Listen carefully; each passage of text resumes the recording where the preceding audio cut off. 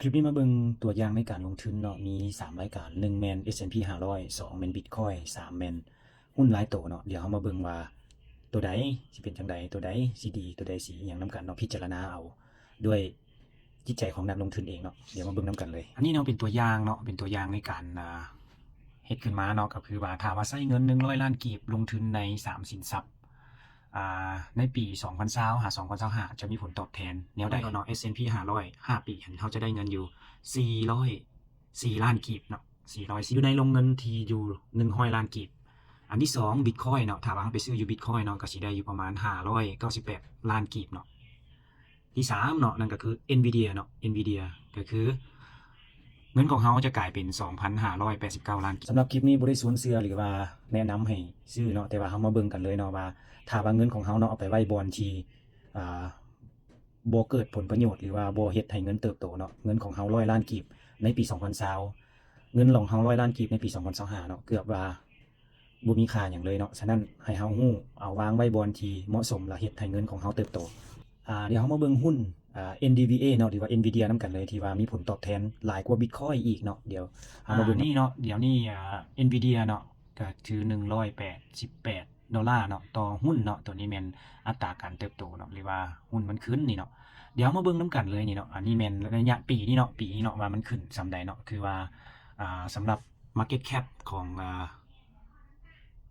Nvidia นี่เนาะค่ะว่านักลงทุนก็สิฮู้ดีเนาะแม่น4 trillion เนาะ4 trillion เนาะหลายกว่าหมู่เนาะนี่เนาะรายละเอียดอีหยังต่างๆเฮาสามารถเบิ่งได้เลยเนาะเบิ่งได้ตัวนี้แม่นระยะปีนี้เลยเนาะปี2025นี่เดี๋ยวเฮามาเบิ่ง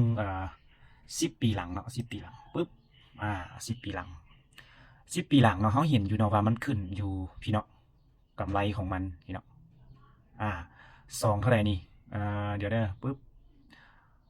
25,000%พุ่นเนาะ25,000%เฮาซื้อในปี2020เนาะจนฮอด2025แต่เฮาเบิ่งย้อนหลังเนาะมันบ่มีหยังเลยเนาะตั้งแต่สร้างก่อตั้งมาพี่เนาะย้อนหลังมาปี2020เงินของเฮานี่นะ2ปีนี่นะเนาะ2020หา2022นี่เฮามั่นใจบ่เนาะเฮากล้าซื้อบ่แล้วเป็นหยังมันจึงมาขึ้นอยู่ปี2000ท้ายปี2022นี่เห็นบ่เนาะท้ายปี2022มันก็มีโตถีบโตดีขึ้นมา2022 2023 2024 2025เนาะแน่นอนเนาะว่าเฮากล้าบ่เนาะเฮากล้าบ่ที่สิซื้อเนาะในปี2ปีนะที่ว่ามันบ่เกิดผลหยังเลยได้เนาะแต่ปี2020หา2022เพราะว่าการลงทุนมันเป็นการคิดไล่เนาะแล้วก็การที่สิเฮาประเมินเบิ่งว่าสิมีผลตอบแทนหลายน้อยและอีกอย่างนึงที่อยากให้ฮู้เนาะปี2022นี่มันก็เริ่มขึ้นมาเนาะหุ้นมันเริ่มขึ้นมาเนาะปี2022ที่ว่าเป็นหยัง Nvidia ขึ้นเนาะก็ย้อนว่าแม่นAI เนาะย้อนหยังเนาะย้อน AI ChatGPT กำเนิดขึ้นในเดือน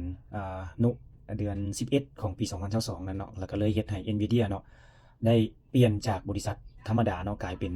บริษัทยักษ์ใหญ่ขึ้นทันทีเลยสุดท้ายนี้บ่แม่นการเชิญชวนหรือว่าแนะนำให้การลงทุนเนาะให้เฮาได้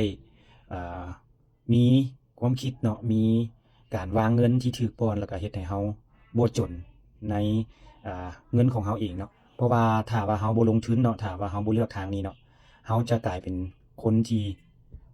เงินของเฮามันจะเสียไปเองเนาะเพราะว่าผู้ใดก็เข้าใจเนาะในปี2021กับ2022หั่นเฮ็ดให้ทุกคนหรือว่าคนลาวในทั่วประเทศนี่แหละเนาะเป็นคนจนลงภายใน1ปีเท่านั้นเนาะสำหรับเงินที่ว่ามันเฟ้อหรือว่าเงินที่มันด้อยค่าลงฉะนั้นเนาะเฮาควรเอาเงินไปวางไว้บอนที่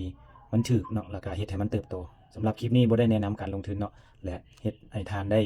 เป็นตัวอย่างเพื่อให้ประกอบการตัดสินใจสำหรับคลิปนี้ฝากกดไลค์กดแชร์และกดขอบใจให้ด้วยเนาะอยากยาวแน่หน่อยนึงแต่ว่าก็มีสาระมีประโยชน์ขอขอบใจ